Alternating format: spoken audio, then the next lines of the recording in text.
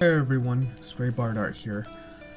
I am doing something a little unique for Speedpaint. I was looking through several of my old Speedpaints, and I found this one on Divine Cassandra.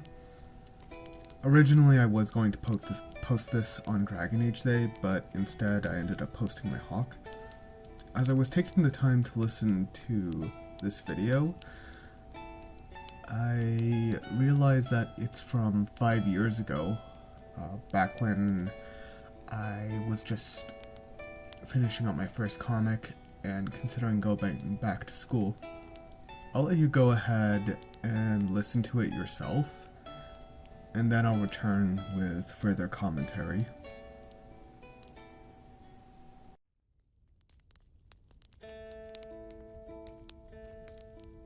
Hey everyone, it's Stray Bard Art here. What you're watching is a speed paint of Divine Cassandra from Dragon Age Inquisition. I just beat the game this year, and it has been quite a year, to put it lightly. Some bad things happened, and some good things happened when I look back on this year. And moving into 2021, I can't say for sure what the future holds, but there are a few goals I have in mind. One is that the comic we're entering the home stretch. I'm currently coloring panels as we speak, and I'm almost halfway done. I've also got my eyes set on making a sequel at some point to it. Not so much like a saga or a trilogy, but just as kind of like the next part in the series. Additionally, I'm going to try my best to continue to do more sketches, and I'll still do detailed illustrations every now and then, but sketching will now also be a part of the work I do, since I kind of want to go back to art being a less pressuring activity. And then next, I'm hoping to get back into D&D. I'm also hoping to go back to school and find a different occupation. I'm planning on going into psychology, mostly because I love helping people, and I love seeing them become their best selves. And psychology has always been interesting to me, and I think it'll be an interesting next chapter of my life. I kind of want to hear what your New Year's goals are. Let me know in the comments below or on Twitter, and I'll let you watch the rest of the speed paint. Thanks, and have a happy new year. Okay, after having listened to it, it's kind of neat how a lot of the goals that I set out to do were things that were the culmination of 5 years, and how still there's that reality of there's been some good and there's been some tough things in life, and there are some things that I worked towards.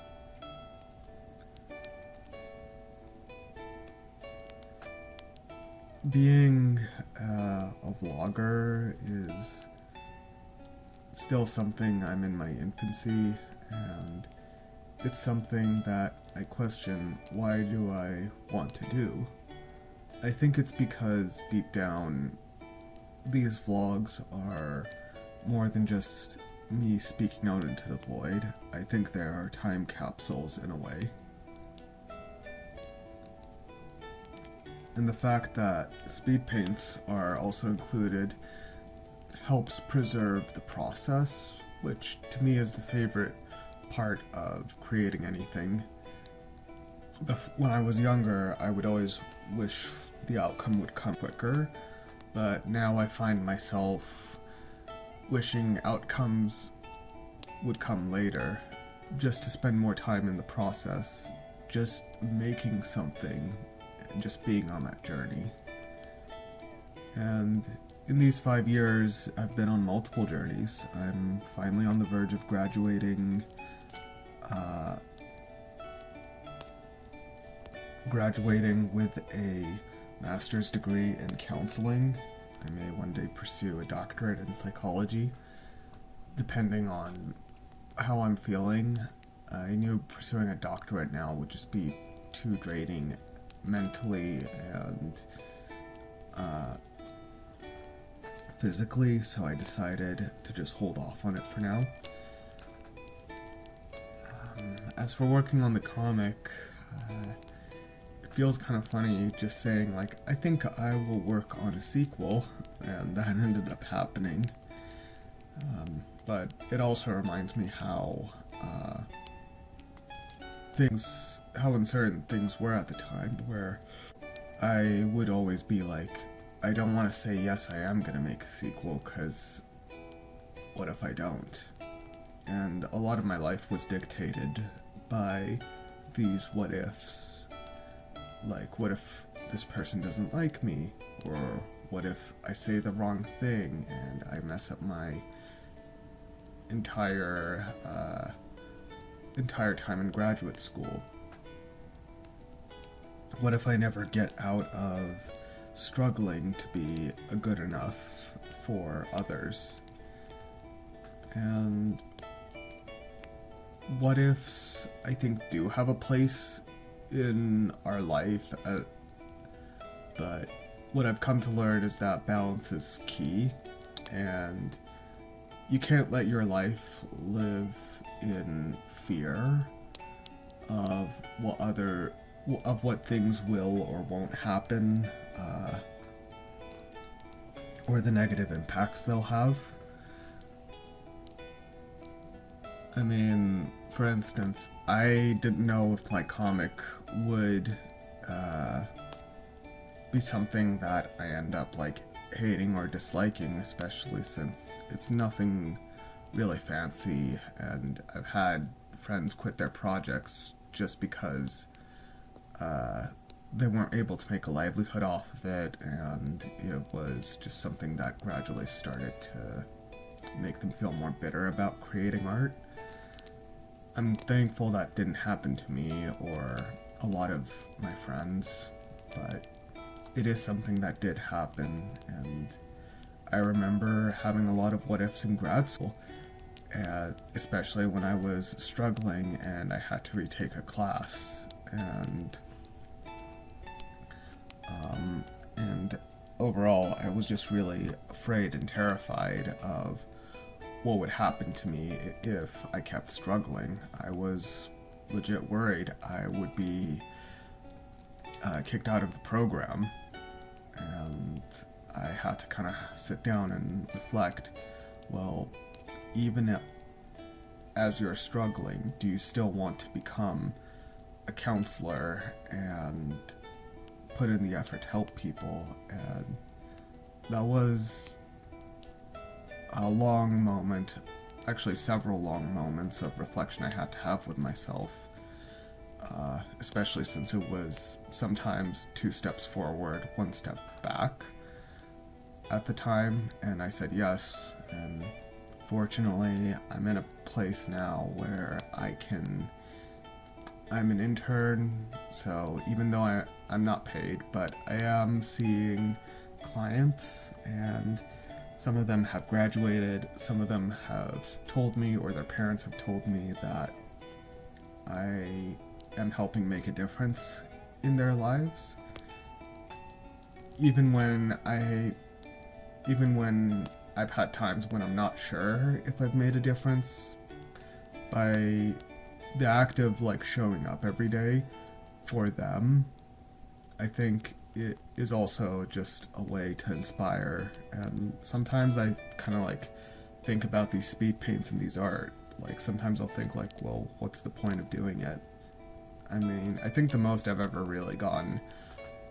likes I've ever gotten on YouTube is probably just 3 likes on a video, and I did get 100 views, but that was on, like, fan art for Overly Sarcastic Productions.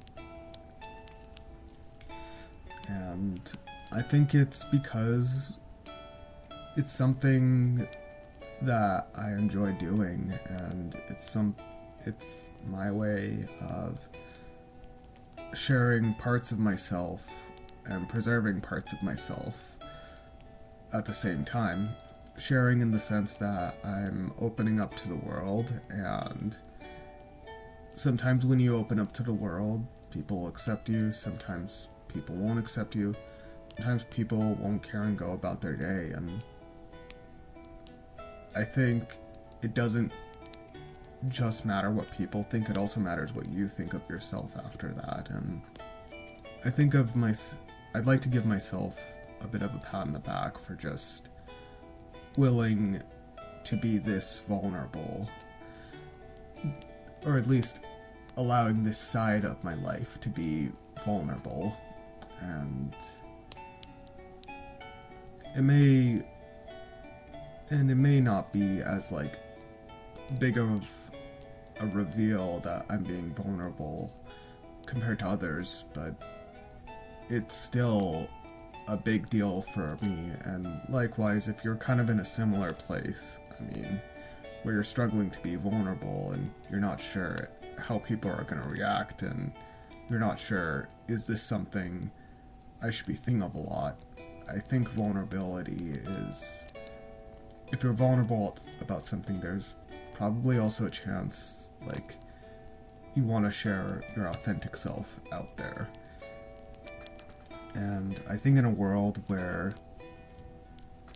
we have like lots of people, lots of content that's inauthentic, or just AI slop, or it's just done just to fulfill a quota, being your authentic self is, I think it's beyond valuable. I think it's priceless. It doesn't have to be in big, overt ways. Sometimes it can be small ways, such as like sharing a painting and doing a little vlog entry for anyone who happens to be surfing the web and just like come across and listen. If you made it this far in my ramble, thanks for listening, and I wish you, again, another Happy New Year, 5 years after the original recording of the Speedpaint. In 5 years' time, who knows, I may revisit this again. Take care.